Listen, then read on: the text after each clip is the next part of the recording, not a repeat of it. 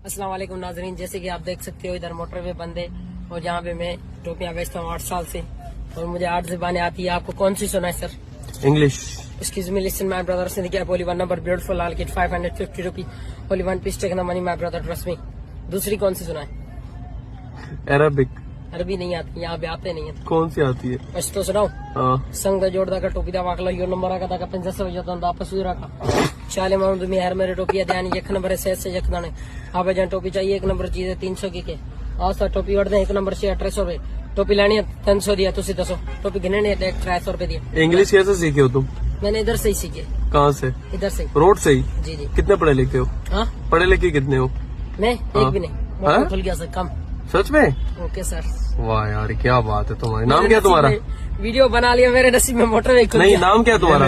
मेरा मुख्तार। हाँ? कहाँ के रहने वाले हो? मैं इधर का ही। टोपी देखो टोपी देखने 8 साल से थोड़ी गाड़ी ये ले यार तू ये ले कोई मसला नहीं ये ले ले ले कितने की टोपी है?